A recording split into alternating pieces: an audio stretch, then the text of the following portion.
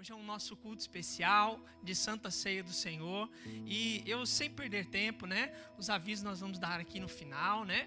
Nós vamos ter momentos especiais aqui. Eu queria que você, mesmo assentado, né?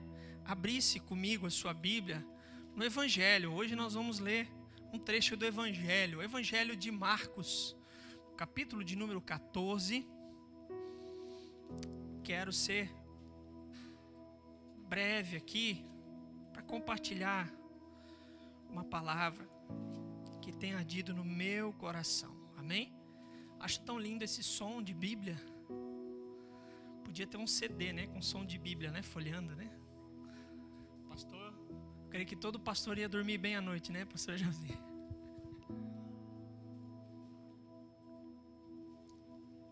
Todos encontraram, amém? Quem achou, diga amém. Glórias a Deus. Marcos capítulo 14, melhor dizendo.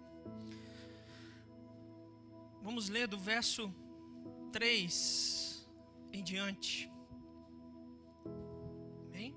Diz assim a palavra do Senhor: estando Jesus em Betânia, reclinado à mesa, na casa de um homem conhecido como Simão, o leproso, aproximou-se dele certa mulher com um frasco de alabastro, contendo um perfume muito caro, feito de nardo puro.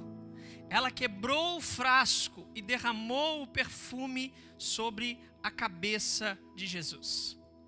Alguns dos presentes começaram a dizer uns aos outros, indignados: por que este desperdício de perfume? Ele poderia ser vendido por 300 denários e o dinheiro ser dado aos pobres, e o repreendiam severamente. Alguns, aliás, deixem-na em paz, disse Jesus, por que a estão perturbando? Ela praticou uma boa ação para comigo, pois os pobres vocês sempre terão com vocês, e poderão ajudá-los sempre que o desejarem, mas a mim vocês nem sempre terão. Ela fez o que pôde, derramou o perfume em meu corpo antecipadamente, preparando-o para o meu sepultamento. Eu lhes asseguro que onde quer que o evangelho for anunciado em todo o mundo, também o que ela fez será contado em sua memória. Aqui, até o 9, amém? Se você puder deixar sua Bíblia aí, fechar os seus olhos comigo. Pai, Senhor, nosso Salvador, nosso Cristo, nosso Redentor, nós estamos aqui na Tua presença. Senhor, eis a Tua palavra, ó Deus, eis aqui o Teu povo, manifesta-te entre nós, que como cantamos, os nossos olhos possam estar abertos em todo o tempo, reconhecendo que o Senhor se move entre nós, que o Senhor está perto, Pai. Ó Deus, e como é bom estar em Tua casa, como é bom estar em Tua presença. A Tua casa não são 4 paredes, a Tua casa, Senhor, é o nosso coração. A Tua casa, Senhor, é quando 2 ou mais estão reunidos no Teu nome, ali o Senhor vem, ali o Senhor faz morada, ali o Senhor se manifesta. Pai, nós queremos entender o que o Senhor quer para nós, nós queremos ser ministrados pelo Teu Espírito Santo, com profundidade, Pai. Ó Deus, ministra ao nosso coração. Ó Deus, que nós sejamos despertados, renovados nessa noite, em nome de Cristo Jesus. Amém. Amém. Glórias a Deus. Jesus termina de narrar esse episódio, está registrado também em outros evangelhos, e ele termina dizendo essas palavras, que aonde quer que o evangelho fosse pregado, que essa história jamais poderia deixar de ser contada. É interessante que o próprio Jesus fala, e ele não fala de qualquer maneira, ele fala: em verdade vos digo. Essa palavra aqui, em verdade, né, quer dizer amém, quer dizer concordância. É como se o Senhor estivesse botando sobre aspas, é como se Ele estivesse reafirmando algo. Então Ele diz, em verdade eu digo para vocês, que aonde quer que o Evangelho for pregado, tem que ser mencionada essa história. É interessante que Jesus, ele fala isso. Nós não conhecemos o nome dessa mulher. Alguns, tratam relacionado esse evento também com o que está descrito no Evangelho de João, e ali, é descrito como Maria. Mas a bem da verdade é que, pelo menos no enfoque aqui, tanto de Mateus como de Marcos, não menciona o nome dessa mulher.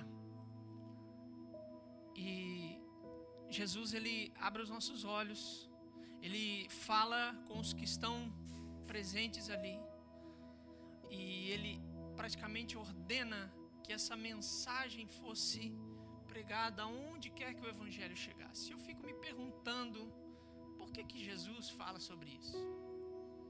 Jesus não falou para que seus discípulos pregassem sobre Moisés, sobre Abraão, sobre qualquer outro grande nome da Bíblia, Davi, embora nós devamos pregar, porque Timóteo diz que toda a Escritura é divinamente inspirada por Deus e útil, para a correção, para a instrução na justiça. Então nós sabemos que o Evangelho é o Evangelho todo. O Evangelho está manifesto aqui nos Evangelhos sinóticos, está manifesto também nas cartas paulinas e está manifesto também na Antiga Aliança, porque sempre havia uma promessa de um Salvador. Mas Jesus não manda nenhuma outra história ser difundida a não ser essa história. E eu fico perguntando por quê? Quem era essa mulher? Essa mulher não fez nenhum sinal miraculoso. Essa mulher não abriu o mar vermelho. Essa mulher tampouco parou o sol, como grandes homens de Deus que nós vemos aqui. Mas essa mulher é lembrada por um único ato, do qual o Senhor Jesus nos instrui a não deixar de ser contado toda vez que o Evangelho fosse pregado. Pergunte-se por quê. Pergunte-se por quê. O que ela fez foi algo tão simples, mas tão simples, que o Senhor Jesus mandou nos replicar, porque é digno de ser imitado. É digno de ser imitado o que ela fez. Conta-se o texto que, estando aqui Jesus em Betânia, e eu não sei você, durante muitos anos na minha religião, eu tive uma visão de que Jesus fosse alguém transcendental, que Jesus fosse uma aberração, um ET, uma pessoa fora da curva. Mas, conhecendo os evangelhos de perto, e um pequeno relato desse trecho aqui, vai dizer que Jesus era como nós, uma pessoa normal, e ele convidado a estar na casa de Simão, como que ele estava, reclinado à mesa. Jesus se portava, como uma pessoa qualquer. Eu imagino que se Jesus estivesse nos nossos dias e ele estivesse, passando ali pelas crianças, num campinho de futebol, numa pelada, ele ia dizer: chuta para mim, passa aqui a bola, Eu imagino que Jesus era essa pessoa do povo. A Bíblia diz que as crianças tentavam ir para chegar para Jesus, e os discípulos tentavam impedir. Jesus: não, deixa elas vir para mim. Deixa elas vir para mim, porque delas é o reino dos céus. Jesus conversava com aquelas crianças. Talvez Jesus fazia cafuné nelas, Talvez Jesus brincava, fazia algumas piadinhas, eu não sei. Eu creio que Deus tem senso de humor. Às vezes a gente vê Deus como alguém, um general, como alguém sisudo. Não. Jesus, ele é o tão humano quanto nós somos. E Jesus, diz o texto, reclinado à mesa. É como se ele estivesse se espreguiçando, é como se ele estivesse à vontade naquele lugar. Jesus gostava de gente, Jesus gostava de festa, Jesus era festeiro. Ele não perdia um banquete. Ele era tido, seu ministério, como um glutão e beberrão, ele e os seus discípulos. Está Tanto é que ele descreve, né, num dos evangelhos, ele diz, olha, João Batista veio, né, com jejum e tal, vocês desprezaram. O Filho do Homem vem comendo e participando de banquetes. Ele diz, olha, como é que vocês fazem? Quando vocês estão na presença do noivo, nas bodas, no casamento, vocês jejuam junto com o noivo? Não. Mas ele diz, ó, vai chegar um momento em que o noivo vai ser tirado, aí sim vai ser o momento certo de jejuar. Por isso que eu creio que o tempo em que nós estamos vivendo é um tempo propício sim para o jejum. Amém? Nós não estamos ministrando sobre jejum, mas jejum, esses dias eu ouvi uma ministração, minha esposa ainda me mostrou, de um grande homem de Deus, e o título da mensagem era, jejum é fome de Deus. Uau, aquilo veio como uma flecha no meu coração. Jejum é fome de Deus. Às vezes nós jejuamos pelos motivos errados. Você jejua, meu Deus, eu preciso de uma porta de emprego, Senhor. Eu vou jejuar, eu vou dobrar o joelho porque eu quero uma resposta, porque eu quero um direcionamento, porque eu quero tal coisa. E você faz uma campanha de jejum e oração. Jejum é fome de Deus. Você se abstém daquilo que domina você para ser dominado por alguém muito melhor. É fome dele, é estar sensível à sua voz. Quando a gente jejua, alguns, né, passando fome, eu creio que você é como eu, nós somos feitos do mesmo barro. Você não se sente às vezes estúpido, grosso, fica sem comer, irmão. Daí a gente pensa assim, é porque quando eu estou com fome, eu sou grosso. Quando eu estou com fome, eu sou ruim. Não, quando você está com fome, não. O jejum só revela quem você é. Porque às vezes você pode dar até uma amenizadinha, né? Mas o jejum só revela quem nós somos, né? Mas enfim, não é o tratado sobre jejum. Jesus estava ali reclinado à mesa naquela festa. E diz o texto que ele foi convidado por Simão. E o texto aqui relata Simão como leproso. Eu imagino que Simão deve ter sido curado, irmãos, porque se ele fosse um leproso, ninguém podia chegar perto dele. Muito menos ele poderia dar uma festa na casa dele, um banquete e convidar muitas pessoas. Certamente está intrínseco ao texto aqui que Simão era uma pessoa que possuía posses, uma pessoa que tinha dinheiro. Porque se ele não tivesse dinheiro, se ele fosse um pobre, ele seria marginalizado. E nós sabemos como era a cultura da época com relação à lepra. As pessoas tinham que viver fora, separada, né, das cidades, viver mendigando. Certamente Simão era uma pessoa de posses. E ele dá uma festa. E lá em Betânia ele chama muitas pessoas. Dá a entender que tem muitas pessoas aqui nessa mesma refeição com Jesus. Só que tem algo interessante na vida de Simão, é que ele convida Jesus para entrar na sua casa. Ele faz um banquete, ele chama Jesus para estar. Aleluia.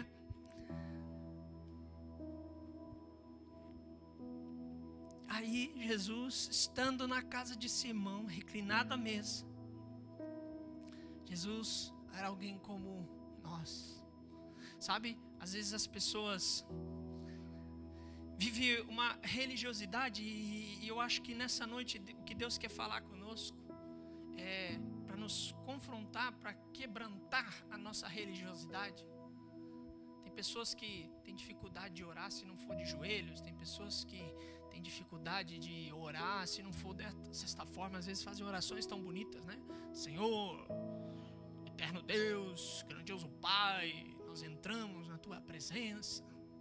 Eu me pergunto, quando é que nós conseguimos sair dela? Quando é que eu consegui sair da presença dEle? Não quer dizer, irmãos, não é uma questão de nós entrarmos ou sairmos da presença. É uma questão de relacionamento. Relacionamento com o Pai. Relacionamento com Cristo. Essa mulher, então, no meio daquela reunião, ela constrange todo mundo. E ela faz um ato que chama a atenção de todos naquele ambiente. Interessante que essa mulher, pelo menos não é relatado, e de certa forma não foi relatado porque não aconteceu. Ela não dá sequer uma palavra. Essa mulher não pede nada para Jesus. Ela não chega aos pés de Jesus e diz: Senhor, eu estou com esse problema, Jesus, faz alguma coisa por mim. Jesus, faz uma campanha aí para mim, porque eu preciso me desvencilhar dessa situação. Sem interesse nenhum, sem palavra nenhuma, sem voz alguma, um simples gesto. Só que o gesto dela fez com que todo aquele ambiente, todo aquele lugar sentisse o perfume do puro nardo que ela derrama. E eu não vou entrar aqui no detalhe. Certamente você já ouviu muitas ministrações sobre esse texto, de quanto que custava, e diz a Bíblia que eram 300 denários, e o denário era equivalente a um dia de trabalho de um trabalhador braçal. Então, nós sabemos que é equivalente às economias de um trabalhador de um ano, 300 denários, um ano, né? Tem 365 dias. Então, não vou me ater aqui ao preço, ao valor monetário que aquela mulher desperdiçou aos pés de Jesus. Mas ela não pensou duas vezes, ela abriu seu coração e ela quebrou aquele frasco. E todo o conteúdo daquele frasco foi derramado. E aqui está o X da questão. Quando esse ato é sentido, quando esse perfume começa a ser derramado, quando esse cheiro invade a sala, invade aquele ambiente, diz a palavra que aqueles judeus que ali estavam, aquelas pessoas que ali estavam, eles começaram a ficar indignados. Imagina, irmãos, uma pessoa indignada, né? Aquela cara sisuda. Por que esse desperdício de perfume? Poderia sido vendido, ter dado aos pobres. Aí Jesus fala: os pobres vocês têm sempre com vocês, mas eu nem sempre estou aqui. O pastor Adriano abriu Isaías 55. Invoquem enquanto ele está perto, enquanto ele pode ser achado. Vai chegar um tempo, está chegando o tempo, em que ele não vai ser achado. Sabe o que aquela mulher fez? Ela ungiu Jesus antecipadamente. Você pode ler lá nos evangelhos que Maria e Marta, outras mulheres, foram visitar o túmulo de Jesus e levaram ali certamente bálsamos e especiarias para perfumar Jesus. Mas chegaram lá, ele não estava mais lá, ele já tinha ressuscitado. Aleluia. Perderam a oportunidade. Aquela mulher não perdeu a única oportunidade que ela teve diante do Senhor. Você está conseguindo compreender aqui? Amém? Aquele cheiro, aquele perfume invadiu aquele ambiente e aquelas pessoas ficaram indignadas. Que desperdício! O que é desperdício? Desperdício é quando nós damos valor a alguma coisa, é quando nós damos alguma coisa de muito valor por alguma coisa de pouco valor. Desperdício é dar um valor demasiado para algo que não vale nada. Aos olhos de todos presentes, o ato daquela mulher era um desperdício, porque eles não conseguiam compreender o valor que Jesus tinha. Por isso que numa situação semelhante em que outra mulher chora aos pés do Senhor, lava os seus pés com as suas lágrimas, seca-os com os seus cabelos, e Jesus no meio arrazoando aquelas pessoas ali, ele diz: olha, os teus pecados estão perdoados. E eles começam a arrazoar entre eles: como assim? Como que ele perdoa os pecados? E Jesus disse: olha, aquele que muito amou, muito é perdoado, muito amou. Aquele que é pouco perdoado, pouco amou. Sabe o que acontece, irmão? Sabe qual é o problema nosso como igreja?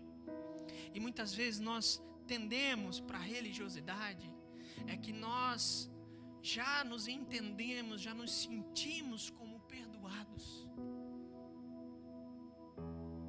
E deixamos de olhar a miséria que há em nós. Hoje em dia o nosso evangelho está cada vez mais superficial, um evangelho que não converte ninguém, que não transforma ninguém, porque é o evangelho que diz: você pode vir como você está. E Jesus disse: vinde a mim. Mas Jesus nunca escondeu o preço que era segui-lo. Jesus nunca escondeu, ele disse: olha, até você vai ter que estar disposto até a abnegar a sua família. Eu farei com que, eu não vim trazer paz não, eu vim trazer espada, eu vim trazer guerra. Eu vou fazer com que filho fique contra pai, pai fique contra filho. E os seus inimigos vão ser os da sua casa, os da sua família. Jesus nunca nos escondeu o preço. Quando as multidões o seguiam e ele pregava o evangelho, ele disse: quem não comer da minha carne, quem não beber do meu sangue, não é digno de mim. As multidões começaram a abandonar Jesus e dizer: duro esse discurso para nós. Mas os 12 permaneceram, os discípulos, os apóstolos permaneceram. E aí nós conhecemos as palavras de Pedro, quando Jesus pergunta: vocês também vão me abandonar? Aí Pedro diz: Senhor, para onde vamos? Só tu tens as palavras de vida eterna. Jesus nunca escondeu o preço de segui-lo, nunca, jamais. A Bíblia nunca qualquer ocultou nenhum pecado, nenhum erro de nenhum grande homem de Deus. Olha Moisés, que não alcançou a terra prometida. Olhe Davi, que pecou, adulterou e mandou matar, foi um assassino. O homem segundo o coração de Deus. Olha Jeremias, Isaías: eu habito num povo de impuros lábios, toca os meus lábios, Senhor, me purifica, eu sou pecador. Nenhum erro de nenhum homem de Deus deixou de ser mostrado na Bíblia, porque eu e você precisamos entender quem somos. Sabe, só que o evangelho de hoje não converte mais ninguém, porque não traz a luz para que gere o arrependimento, e a verdadeira transformação acontece a partir do arrependimento. E nós às vezes nos preocupamos em trazer uma mensagem muito frontal, muito condenatória à igreja, porque vamos estragar a igreja, vamos fazer os irmãos vão tudo embora, ninguém permanece. Eu não posso falar sobre pecado, eu não posso falar sobre o juízo de Deus. Aí nós vemos aí o evangelho de uma página da Bíblia só uma página da Bíblia, evangelho só de graça, o evangelho só de bênçãos, e é verdade, amém, aleluia.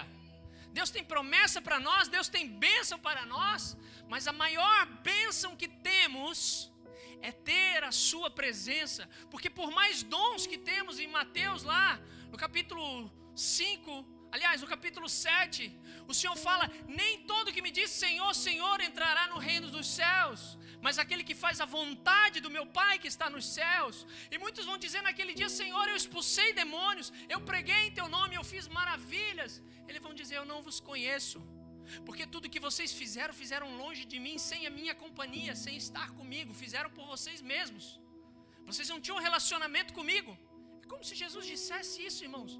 Eu vejo dessa forma, eu consigo entender dessa forma. Jesus está dizendo: vocês fizeram tudo sem mim, porque quem está ligado na videira verdadeira, ele diz: vocês precisam estar ligados em mim, porque sem mim vocês não podem fazer nada, aleluia.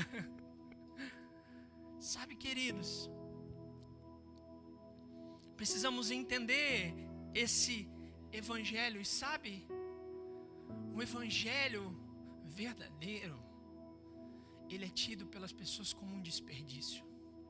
Talvez hoje alguém olhou para você, talvez algum familiar da sua casa que não veio no culto, algum parente seu, talvez você saiu de casa, fez uma selfie, né? E botou: partiu, igreja, a casa do Senhor.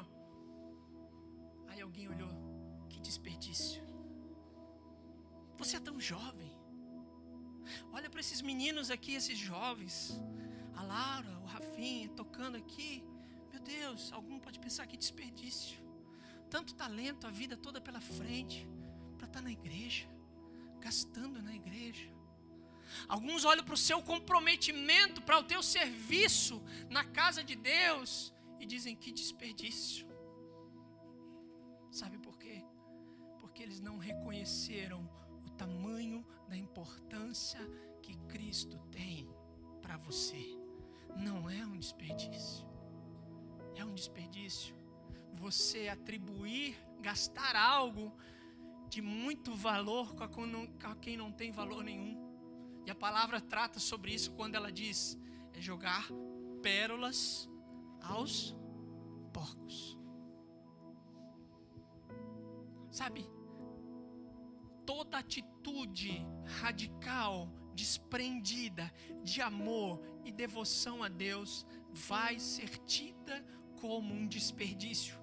Vai ser tida por um religioso de algo a ser condenável. Um exemplo que me chama a atenção na palavra de Deus. E a religiosidade sempre vai condenar os extravagantes. Davi traz a arca de Deus, o símbolo da presença, para a sua casa, para Jerusalém. Diz que a arca de Deus ficou na casa de Obed-edom. Deus abençoou Obed-edom. Ficou lá por alguns meses, até que Davi se reunisse e visse na palavra o modo certo de transportar a arca de Deus depois daquela baixa de Uzá e Aiô, né? Que guiavam um carro, né? Um carro de bois, e foram fulminados ao tentar tocar na arca, morreram. Davi foi lá, voltou-se para a palavra e entendeu que a arca era carregada no lombo de sacerdotes. Então ele decide trazer a arca e ele faz todo um planejamento. A cada tantos passos eram oferecidos sacrifício, bois, novilhos, e Davi faz uma grande festa. E quando ele chega na sua cidade, ele chega perto do seu palácio. Diz a Bíblia que ele estava despido das suas vestes reais. E estava como um qualquer, como apenas um súdito do rei. Você compreende que Davi entendia que ele não era rei coisa nenhuma, que ele era súdito de um rei muito maior. O salmo que ele diz: olha, tu és meu filho, hoje te gerei, não permitirás que o teu santo sofra corrupção. Davi não estava falando dele mesmo. Davi nós conhecemos, se você for lá em Jerusalém até hoje, você vai ver, tem a tumba lá de Davi. Mas se você for na tumba lá de Jesus, está escrito: ele não está mais aqui, pois ressuscitou. Davi estava profetizando. Davi sabia que tinha um rei sobre ele, e ele dançava como um qualquer, na presença de Deus, diante da arca. E diz que quando Mical, sua esposa, filha de Saul, vê aquilo, ela disse: como é que você se descobre perante todos como um vadio qualquer?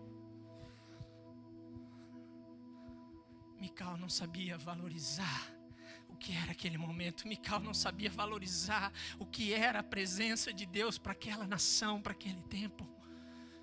E teve Davi como um qualquer. Diz a palavra que Mical ficou estéril para o resto da vida. Ela nunca gerou filhos, ela nunca deu filhos a Davi. Sabe, o religioso sempre vai olhar para alguém que sabe dar valor e importância para Deus de forma religiosa. Sabe, irmãos, hoje aqui, hoje ceia é o nosso culto de ceia. Eu sei que talvez hoje você se preparou para vir aqui. Talvez você, como eu, colocou a melhor roupa, né? Os irmãos ali estavam até brincando comigo ali na oração: o pastor tá bonito, né? Eu falei: obrigado. Eu coloquei minha melhor roupa, porque para mim é um prazer estar aqui. Mas isso não é religião. Isso não é religião, porque eu quero dar a devida importância para esse momento. Sabe, essas 2 horas que talvez você vai passar aqui, irmãos, é dar valor, devido valor, àquilo que realmente tem valor. Não é desperdício dedicar tempo para o Senhor. Faça algo para Cristo.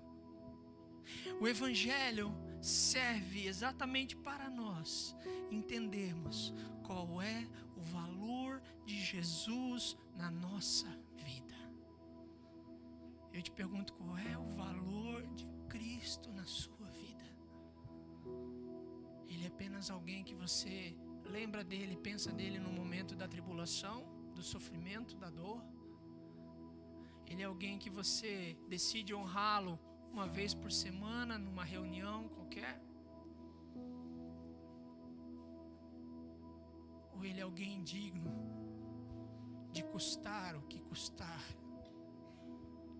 Aquela mulher, ela não se preocupou com o preço daquele óleo, porque tinha alguém que tinha mais valor para ela do que qualquer coisa.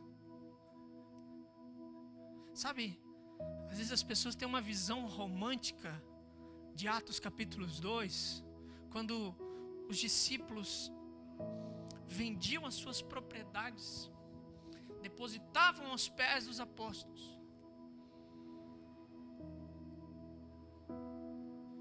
Que eles tinham tudo em comum e eles partiam o pão de casa em casa, se reuniam no templo e de casa em casa a partir do pão, caindo na graça do povo, e o texto vai dizer que a cada dia o Senhor acrescentava-lhes os que iam sendo salvos. Eu não sei como é que foi isso, eu não quero ter uma visão romântica. É claro que o apóstolo Paulo também depois, no início ali da igreja, ele vai tratar em algumas cartas, instruindo como que deveriam ser cuidadas as viúvas. E ele faz uma lista lá, olha, primeiro as viúvas que não têm família, porque aquelas que tiverem família, os filhos, netos têm obrigação de cuidar dela. E Paulo reverte, olha, quem não cuida dos seus e dos da sua casa, é pior do que o infiel, ele negou a fé. Paulo também vai tratar numa das suas cartas que se aquele que quiser comer e não quiser trabalhar, que não coma. Não é verdade? Porque gerou um outro problema social. No início, a intenção era boa, de ajustar um problema social. Quem não tinha nada, passava a ter alguma coisa, porque quem tinha não era mais seu, desprendia de tudo. Só que começou a ver os aproveitamentos, começou as pessoas, Então teve que ser corrigido. Então, às vezes a gente vê, uma visão romântica, mas eu fico pensando, o que motivou aquelas pessoas a entregar, a vender qualquer algo? O que motiva você a dar uma oferta? Você dá uma oferta na igreja, você dá um dízimo, talvez alguém vai dizer para você, um vizinho seu, um parente seu, só lá vai ele, que desperdício, dando dinheiro lá na igreja, dando dízimo para pastor, que desperdício, isso podia ser tão melhor aproveitado. O que motivava aquelas pessoas lá de Atos 2 a fazerem isso? Era o amor, era a devoção que elas tinham no coração. Jesus, ele usa várias parábolas, ele diz, olha, o reino de Deus é como alguém que encontrou uma pérola de grande valor num campo e ela vendeu tudo que tinha, porque o nosso servir ao Senhor, a nossa devoção ao Senhor é tudo ou nada, irmãos. Amarás o Senhor teu Deus com todo o teu coração, com todo o teu entendimento, com toda a tua alma. É tudo. E eu não quero passar essa mensagem para emocionar você, mas Jesus não mandou pregar sobre Abraão. Jesus não mandou nos lembrar sobre os feitos de Moisés. Jesus tampouco falou de outros profetas como Elias e Eliseu. Jesus não mandou contar cada vez que o evangelho fosse pregado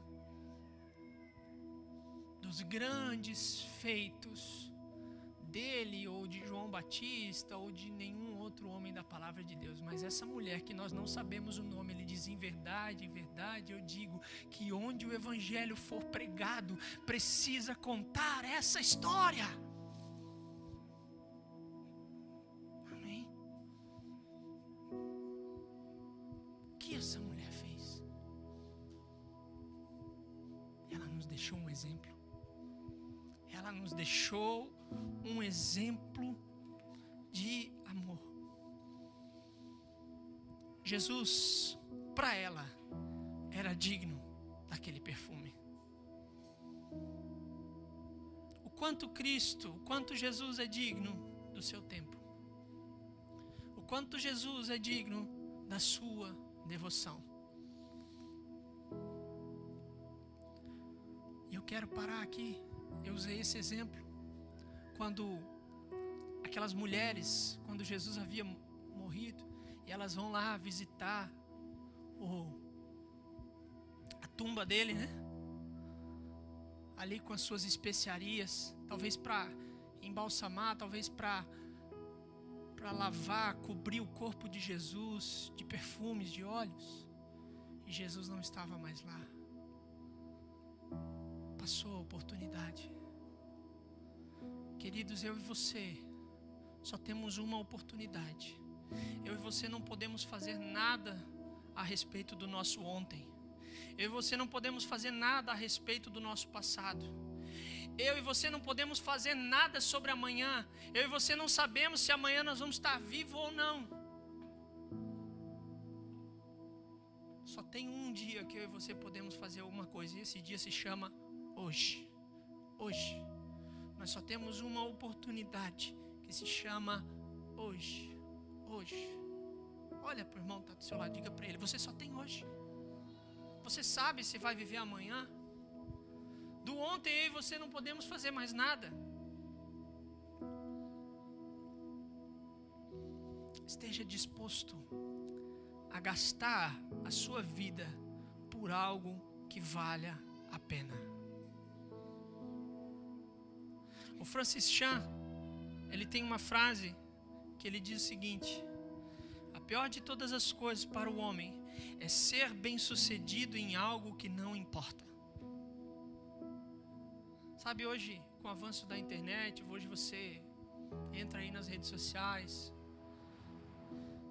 e tem muitas pessoas, né, os tais influencers, por que não dizer os coaches, e você vê muitas pessoas, e eu já vejo, conheço alguns, às vezes sigo alguns, até para ver, né, o que está acontecendo, e você vê os camaradas fazendo live da casa, você vê aquela casa, vê ele entrando naquele carro, naquele carrão, e ele começa a falar para você que ele tem algumas chaves para te dar, que isso ali está acessível para você, se você seguir determinados protocolos, e venha, né? E sempre começa com algo gratuito, né? Eu vou ter uma live, um negócio gratuito, e você vai naquela live, e daí depois ele vai dizer que ele tem um curso que é pago, né? Se você pagar tantos bonouros, né? Você vai conseguir acessar aquelas chaves. Enfim, muitas pessoas têm um alvo, um ideal de vida tão carnal, tão terreno, tão vil, estão dispostos a dar muitas quantias, estão dispostos a dar muitas coisas do seu tempo para alcançar aquilo.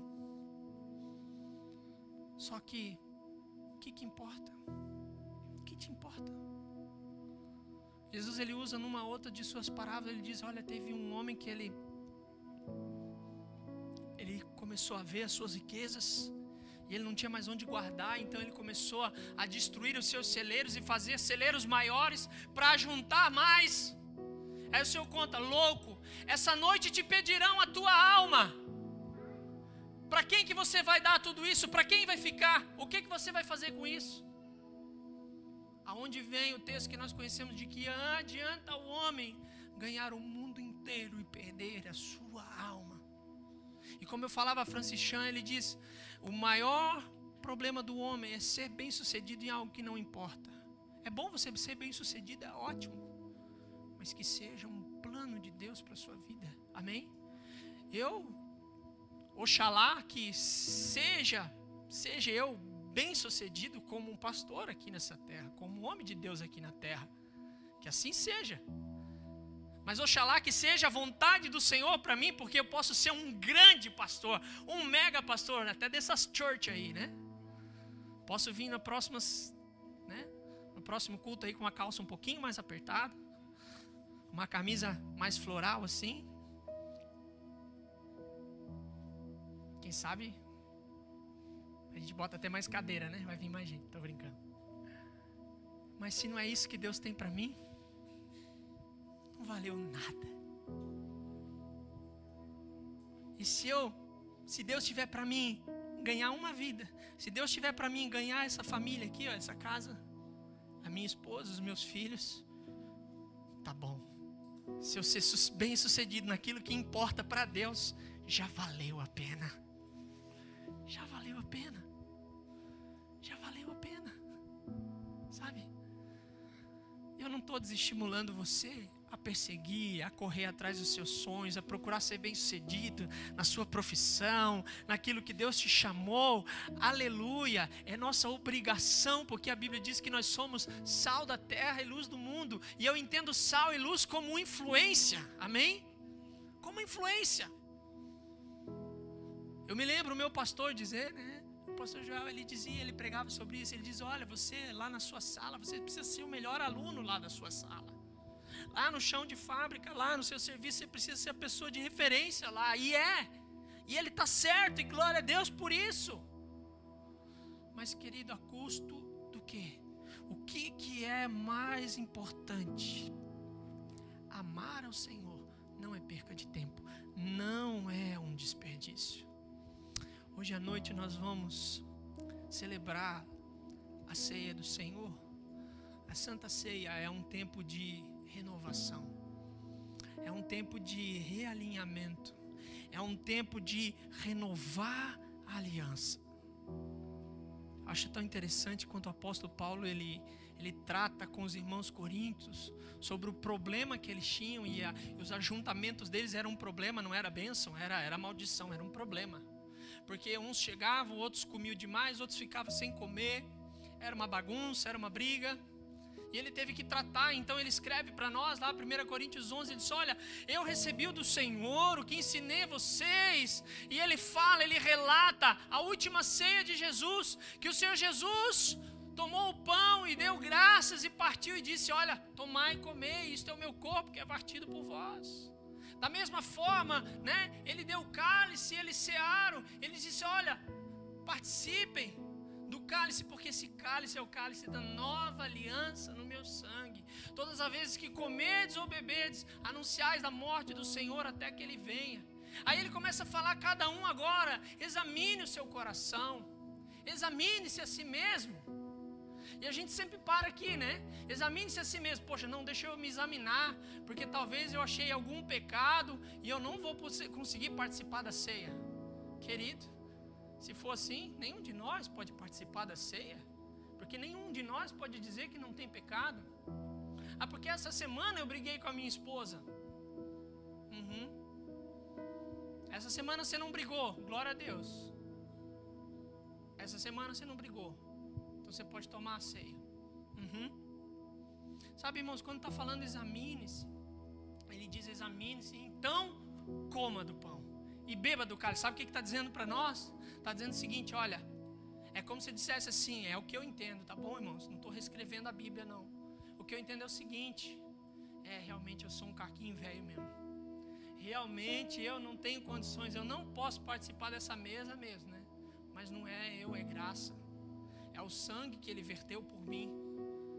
Só que eu entendo o meu papel no corpo, e aí a sequência do texto vai dizer o seguinte, olha, porque se você não discernir do corpo de Cristo, é melhor que você não coma e nem beba. Porque comer e beber sem discernir do corpo de Cristo, bebe e come para sua própria condenação. E é por isso que alguns de vós estão enfermos, doentes, e alguns até que dormem.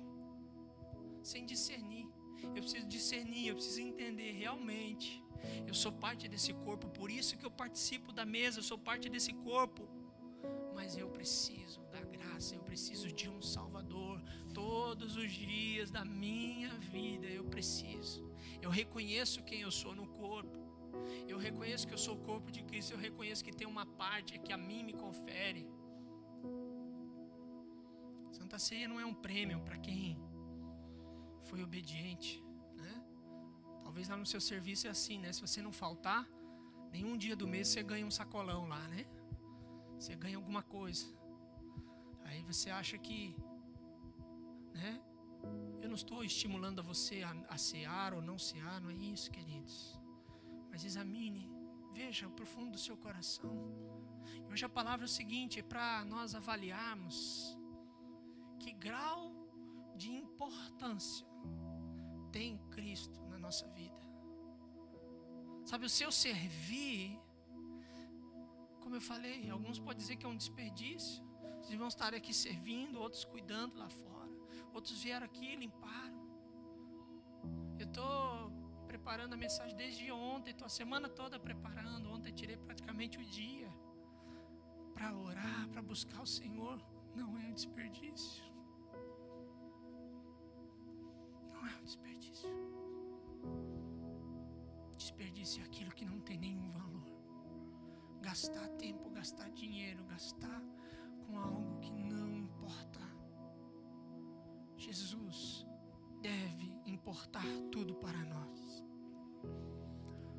O texto de Colossenses capítulo 3, 23 e 24 diz: tudo o que fizerem, façam de todo o coração, como para o Senhor e não para os homens. Porque sabendo que receberão do Senhor a recompensa da herança, é a Cristo Senhor que vocês estão servindo. Pastor Joelzinho não me deixa mentir, ele sempre falava aqui para nós nos cultos, né, da manhã.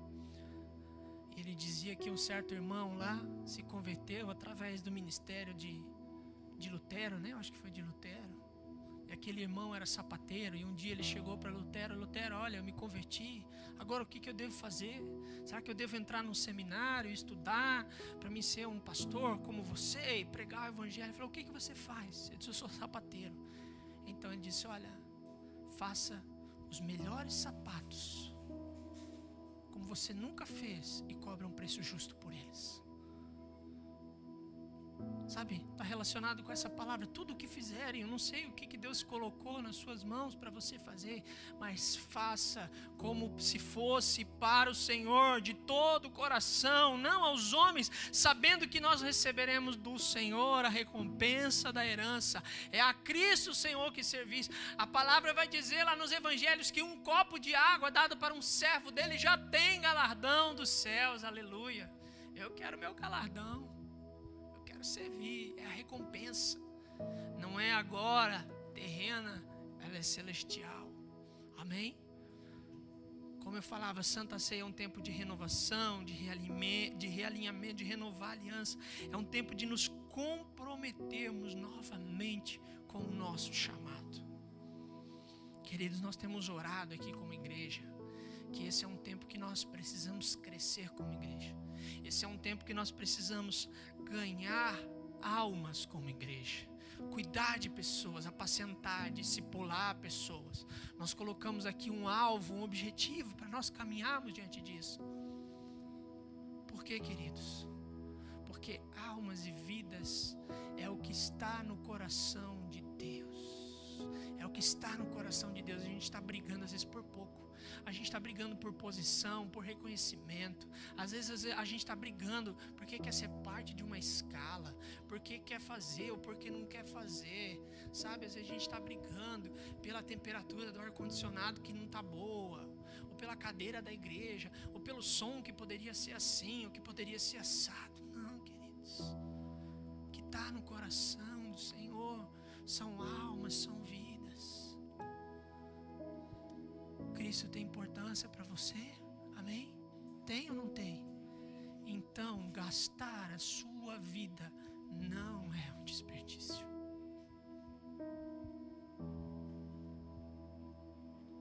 Saiba quem você é diante de Deus e quem Ele te chamou para ser, porque a nossa vida não é viver uma religião, não é apenas um código de regras, um código de condutas, é um relacionamento, é uma vida de intimidade. O nosso chamado é conhecer a Deus.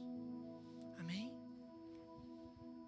Jesus certa vez disse aqui para nós encerrarmos, Ele disse: olha, vocês julgam encontrar nas Escrituras a vida eterna, mas vocês não vão encontrar a vida eterna nas Escrituras.